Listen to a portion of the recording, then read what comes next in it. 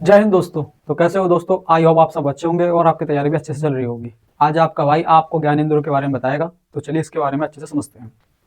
सबसे पहले देखते हैं ज्ञानेंद्रियां। इंग्लिश में इसे बोलते हैं सेंस ऑर्गन। ये 5 होती हैं: त्वचा, स्किन, कान, नाक, जीभ, आंख। आज इसमें हम इन सभी के बारे में चर्चा करेंगे। तो सबसे पहले देख लेते हैं हम त्वचा। त्वचा मतलब स्किन। त्वचा, स्किन, खाल एक ही चीज होती है। ठीक है। स्टडी कहने का मतलब ये है, जो त्वचा से संबंधित जो पढ़ाई होती है उसको हम क्या बोलते हैं? तो उसे बोलते हैं डर्मेटोलॉजी। डर्मेटोलॉजी। और जो त्वचा का जो डॉक्टर होता है उसे बोलते हैं डर्मेटोलॉजिस्ट। ठीक। संयोजी उत्तक। त्वचा जो होती है ये संयोजिक उत्तक होती है। संयोजी उत्तक का मतलब समझिए कि ये पूरे शरीर को एक ही कनेक्टिविटी से, मतलब एक ही कनेक्टिविटी होती है। पूरे शरीर को एक ही त्वचा ढके रहती है। कहीं भी ऐसा नहीं कि यहाँ हड्डी दिखाई दे रही है, यहाँ त्वचा नहीं है, सब में होगी। इसी तरीके से रक्त भी क्या होता है? एक संयोजी उत्तक होता है। पूरी बॉडी के अंदर ही रक्त होता है और पूरी बॉडी में ही त्वचा होती है। तो इसे बोलते हैं संयोजी उत्तक, यानी पूरे शरीर पे ही सिस्टम है इसका। 28 दिन जीवन काल। कहने का मतलब ये है कि त्वचा हमारी 28 दिन में बेकार हो जाती है, अपने आप झड़ने लगती है त्वचा। 28 दिन बाद अपने आप त्वचा झड़ने लगती है। कोई इंसान 28 दिन तक जैसे ना नहाए और उसके बाद उसे नहवाया जाए तो महल छूटने लगेगा बहुत बहुत सारा उस पर। ठीक है। तो ऐसा नहीं है कि महल छुट रहा है तो गंदगी है, धूल मिट्टी कण है, नहीं। वो त्वचा गल गई है, इसकी वजह से क्या वो महल छुटता है जब हम नहाते हैं। ठीक। तो 28 दिन इसका जीवन काल होता है। क्वेश्चन आ जाता है कि संयोग त्वचा क्या है? तो संयोजी उत्तक है। त्वचा का जीवन काल कितना होता है? तो 28 दिन होता है। त्वचा सबसे बड़ा अंग है। देखिए यहाँ ध्यान से समझिए कि पेपर में क्वेश्चन आता है कि त्वचा शरीर का सबसे बड़ा अंग कौन सा है? तो आपको लिखना है त्वचा। अगर आ जाए शरीर में सबसे बड़ा अंग कौन सा है, शरीर के अंदर या शरीर में, तो हमें लिखना है लीवर। ठीक है। लीवर जो आंतरिक अंग होता है वो सबसे बड़ा अंग है और त्वचा बाह्य सबसे बड़ा अंग है। इस चीज में कंफ्यूज मत होइएगा। अब देखिए कार्य रक्षा, मतलब कीटाणु। त्वचा जो होती है हमारी कीटाणु से रक्षा करती है। रक्षा कैसे करती है? इसमें एक लाइसोजाइम एंजाइम होता है। लाइसोजाइम एंजाइम हमारे पसीने में पाया जाता है, जिसकी वजह से क्या है, वो पसीना बैक्टीरिया को मार देता है, हानिकारक बैक्टीरिया को। ठीक है। अब आगे समझते हैं यूवी रेस। ये यूवी रेस क्या होती है? ये होती है परावैंगनिक किरणें। ये परावैंगनिक किरणें जो सूर्य से, जो हमें सूर्य की रोशनी में बाहर निकले। ठीक है। अब क्या है कि हमारी ना त्वचा झुलस जाती है, यहाँ पे झुलस जाएगी। अंग्रेज लोगों को तो बहुत बड़ा सिस्टम हो जाता है, ये सिस्टम खराब हो जाता है उनका। अगर थोड़ी सी धूप में ज़्यादा रह लें तो उनकी स्किन जलने लगती है, क्योंकि सूर्य की रोशनी में यूवी रेस यानी परावैंगनिक किरणें होती हैं, जिसकी वजह से त्वचा कैंसर भी हो सकता है और त्वचा में जलन और खुजली वुजली हो जाती है। अब ये परावैंगनिक किरणें वही किरणें होती हैं जो बेल्डिंग करते समय बेल्डिंग की रोशनी में से जो किरणें निकलती हैं, जिसकी वजह से उसकी तरफ को देखा नहीं जाता है, वही होती हैं परावैंगनिक किरणें। अगर ज़्यादा देर तक आदमी देख ले तो उसकी आंखों में परेशानी हो जाती है, और ज़्यादा देर तक आदमी उसकी रोशनी की उपस्थिति में रह ले, तो मतलब सूर्य की ज़्यादा तेज रोशनी निकल रही है, मतलब धूप निकल रही है ज़्यादा तेज, और उस समय अगर आदमी ज़्यादा देर रह ले तो क्या होता है, ये परावैंगनिक किरणें उसकी त्वचा को झुलसा देती हैं। ठीक है। तो त्वचा जो होती है यूवी रेस से रक्षा करती है। ठीक। अब समझते हैं मेलानिन। मेलानिन क्या होता है? मेलानिन एक वर्णक होता है। मेलानिन एक वर्णक होता है हमारी बॉडी के अंदर त्वचा में, जो जिसकी वजह से हम काले या गोरे होते हैं। जिस व्यक्ति के अंदर मेलानिन ज्यादा वो काला, जिसके अंदर कम वो गोरा। अंग्रेज लोगों में बहुत कम होता है इसलिए वो गोरे होते हैं। हम लोगों में जैसे कुछ लोगों में बहुत ज्यादा होता है, तो उसकी वजह से क्या होता है, मेलानिन की वजह से वो लोग काले हो जाते हैं। अब बालों में भी यही सिस्टम होता है। बाल, अगर बालों में मेलानिन है अच्छा सा तो बाल काले रहेंगे, मेलानिन की कमी होगी तो बाल सफेद हो जाएंगे। ठीक है। अब देखिए ताप। हमारे शरीर का तापमान होता है 37 डिग्री सेल्सियस और फ़ारेनहाइट में होता है 98.6। अब देखिए ये त्वचा जो होती है ये हमारे शरीर का तापमान नियंत्रित करती है। हम नियंत्रित किस करेगी? पसीने से। ज़्यादा मतलब ताप बढ़ गया तो क्या है, पसीना बाहर निकलेगा और तापमान शरीर का कम हो जाएगा। तो अगर सेल्सियस में पूछे तो 37 डिग्री सेल्सियस, और फ़ारेनहाइट में पूछे तो 98.6 फ़ारेनहाइट। अब त्वचा एक इसका कार्य होता है उत्सर्जन। उत्सर्जन का मतलब है कि हानिकारक पदार्थों को बाहर निकालेगी, जैसे पसीने के रूप में, सीबम के रूप में। ठीक है। और नमक के रूप में। देखो पसीने में ही नमक होता है। उत्सर्जन करके करे कील वहां से निकल आते हैं, उन्हें पोड़ते हैं, उनमें से कील निकलती है, तो ये क्या है, एक प्रकार उत्सर्जन, गंदगी को बाहर निकालनी है त्वचा। पसीना, और पसीने में होता है नमक। ठीक है। अवशोषण। त्वचा जो होती है अवशोषण का काम करती है। जैसे हमने त्वचा पे क्रीम लगाई तो वो खाल के अंदर चली जाएगी, तेल लगाया खाल के अंदर चला जाएगा, और कोई दवा लगाई हमने, जैसे आइडेक्स लगाई या कोई ऑब्लिजल ट्यूब लगाया दर्द वाला, तो वो क्या है, वो अंदर चला जाता है। ठीक है। तो आई होप ये समझ गए होगे आप, इसके कार्य क्या है और ये वाला सिस्टम समझ गए होगे। अब देखते हैं त्वचा की परतें। त्वचा की 2 परतें होती हैं, इपिडर्मिस और डर्मिस। इपिडर्मिस को बोलते हैं हम अधिचर्म। अधिचर्म यही होती है ऊपर वाली सबसे, ऐसे थोड़ा बहुत खरेच भी देते हैं तो थोड़ी बहुत छुल जाएगी तो खून नहीं निकलेगा। ऊपर वाली होती है अधिचर्म, जिसे बोलते हैं इपिडर्मिस, और अंदर वाली होती है चर्म। ठीक है। अब देखो पहले होती है इपिडर्मिस, फिर होती है डर्मिस, फिर होती है फैट या बसा। ऊपर थोड़ा बहुत करोगे खून नहीं निकलेगा, थोड़ा और चीर कर देखोगे तो खून निकल जाएगा। उसके भी अंदर क्या होता है, वसा होती है। अब क्या होता है कि यही वसा होती है जो हमारी त्वचा को टाइट रखती है। जब आदमी यंग यानी जवान होता है तो उसमें त्वचा मतलब वसा की मात्रा अच्छी खासी होती है, शरीर एकदम सुडौल होता है। किसकी वजह से, त्वचा की वसा की वजह से। वसा ज़्यादा होगी ज़्यादा सुंदर दिखाई देंगे, वसा कम हो जाएगी झुर्रियाँ पड़ जाएंगी। तो जो जो व्यक्ति बूढ़े हो जाते हैं तो उनकी वसा में सॉरी उनकी त्वचा में वसा की मात्रा कम हो जाती है। जो नीचे लेयर लगी हुई है वसा की, वो क्या पिघल जाती है, जिसकी वजह से जो खाल है उसमें सिकुड़न पैदा हो जाती है, जिसे हम बोलते हैं झुर्रियाँ। यहाँ आंखों के पास झुर्रियाँ पड़ जाएंगी, यहाँ पड़ जाएंगी, हाथों में भी झुर्रियाँ पड़ जाती है। क्यों? वसा तो गायब हो गई बुढ़ापे में आके। अब देखिए इपिडर्मिस क्या होता है, ये सबसे भारी परत होती है। ठीक, सबसे भारी परत है। नो ब्लड, इसमें कोई ब्लड नहीं होगा, ऊपर वाली चीज में कोई ब्लड नहीं होता, ब्लड होता तो गड़बड़ हो जाता सिस्टम। मेलानिन, मेलानिन ये वही चीज है जिसकी वजह से त्वचा का रंग निर्धारण हो रहा है कि त्वचा गोरी रहेगी या काली रहेगी। ठीक है, तो ये ऊपर वाली त्वचा में होएगा।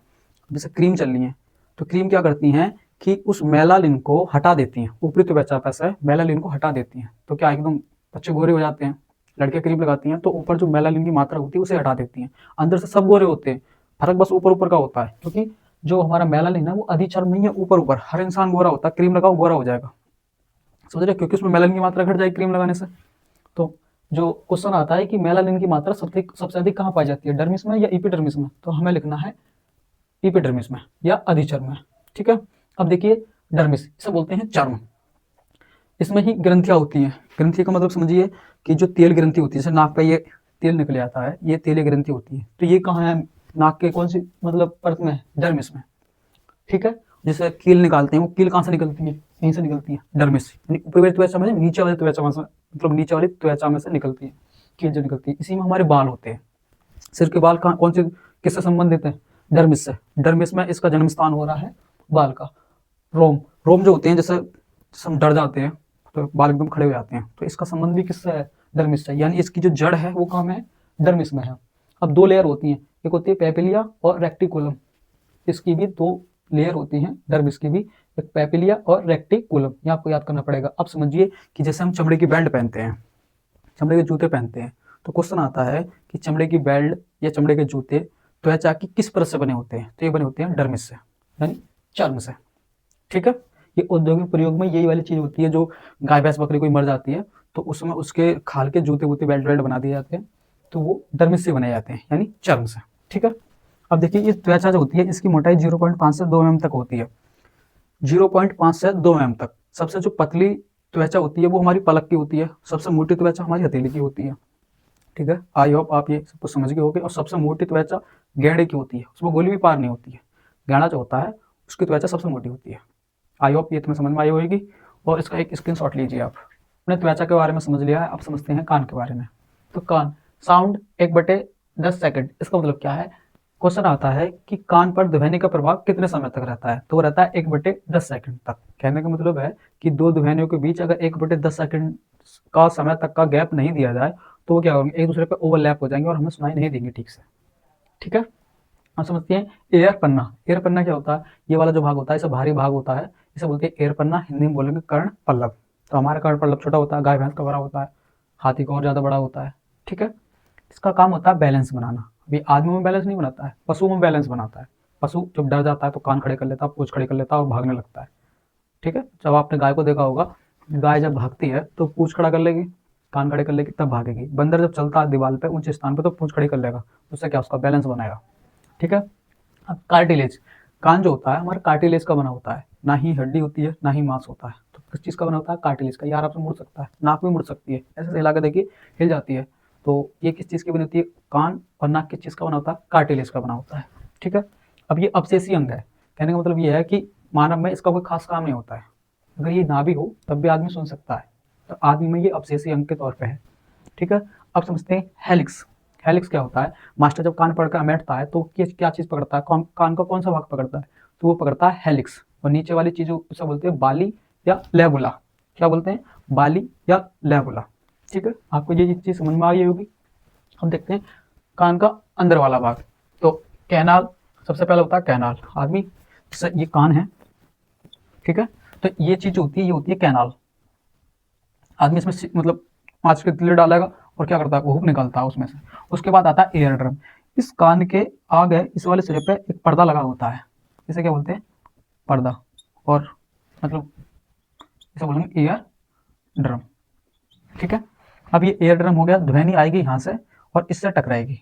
अब इससे टकराने के बाद ध्वनि को और ज्यादा तेज करा जाएगा। और तेज क्यों करा जाएगा, समझिए। पहले तेज करने के लिए क्या चीज यूज होगी, तो होगा ओसिकल्स। ये पहले नंबर का सिस्टम है, ये दूसरे नंबर का, ये तीसरे नंबर का, चौथे नंबर का। यहाँ पर ध्वनि आई, और ध्वनि को और तेज करने के लिए यहाँ पे 3 हड्डियां होंगी, यहाँ पे 3 हड्डियां होंगी, और जिन्हें तीनों को सामूहिक रूप से बोलते हैं ओसिकल्स। क्या बोलते हैं, ओसिकल्स। इन्हें बोलेंगे ओसिकल्स। इसमें 3 हड्डियां होंगी। ये 3 हड्डियां इस ध्वनि के आयाम को बढ़ा देंगे। बढ़ाने का मतलब ध्वनि को तेज कर देंगे। अब तेज क्यों करेंगी, क्योंकि इससे आगे एक चीज होती है जिसे बोलते हैं हम कोकलिया। तो कोकलिया क्या होती है, ये छल्लानुमा ऐसा स्नेल होती है ना, स्नेल, स्नेल जो होती है, जीव होता है, उसकी तरह घुमावदार होगा शंख की तरह। तो इसमें लिक्विड भरा होता है, यानी कैसा होता है, ये तरल।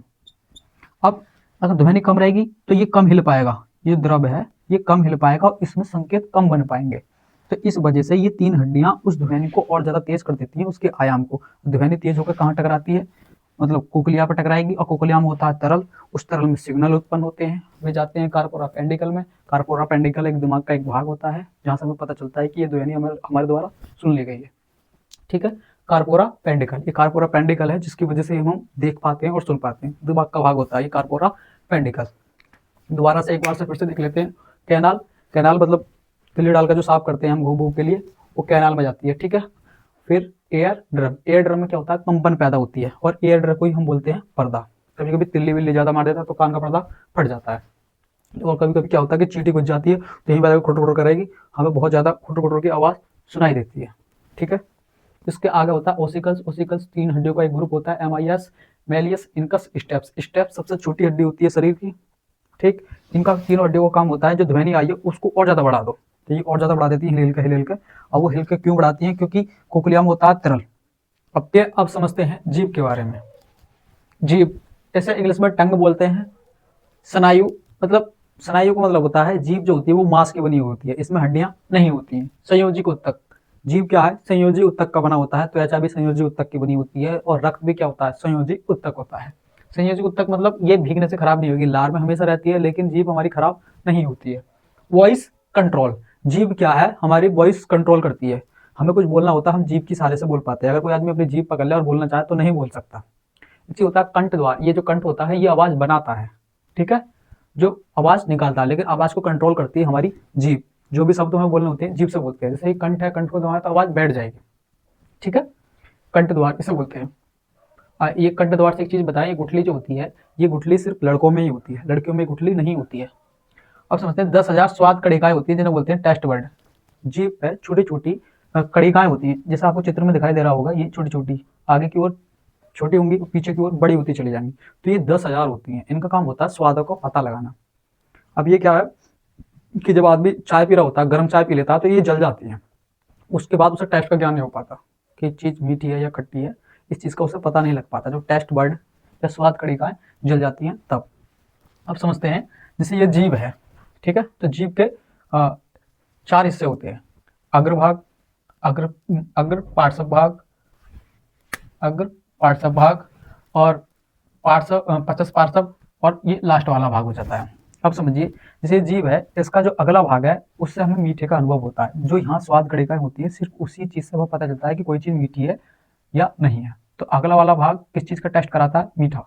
ठीक है, इसके जो अग्र पार्श्व यानी आगे का साइड वाला भाग जो होता है वो नमकीन का टेस्ट कराता है कि कोई चीज नमकीन है या नहीं है। और पीछे का साइड वाला भाग, पीछे का जीभ के पीछे का साइड वाला भाग खट्टे का पता करवाता है। तो ये वाला जो चीज है इधर वाली, जैसे जीभ है ये पूरा चित्र, तो ये वाला भाग जो है खट्टे का पता करवाएगा।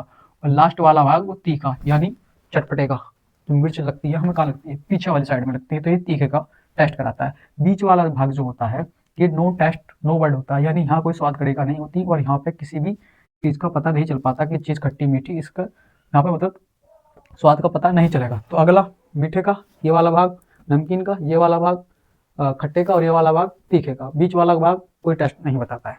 ठीक है, आपने जीभ के बारे में समझ लिया होगा। अब समझते हैं नाक के बारे में। नाक, नाक जो होता है वो कार्टिलेज का बना होता है, मतलब इसे मूव कर सकते हैं, इसे हिला सकते हैं।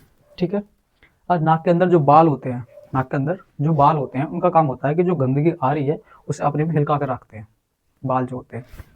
ठीक है। अब म्यूकस, नाक के यहाँ पे साइड में ऊपर म्यूकस नाम की एक ग्रंथि होती है। उससे क्या है कि उससे एक चिकना पदार्थ स्रावित होता रहता है, जिसे श्लेष्मिका बोलते हैं। बाल और वो श्लेष्मिका मिलकर धूल कणों को एब्जॉर्ब कर लेते हैं, यानी सोख लेते हैं, अपने आप में हिलका लेते हैं, ठीक है, ताकि वायु ठीक प्रशुद्ध होकर फेफड़ों तक अंदर जाए। अगर ये बाल और श्लेष्मिका जो म्यूकस है, जो चिपचिपा पदार्थ होता है नाक में, अगर वो ना हो तो क्या होगा, धूल हमारे फेफड़ों में चली जाएगी और इन्फेक्शन हो जाएगा।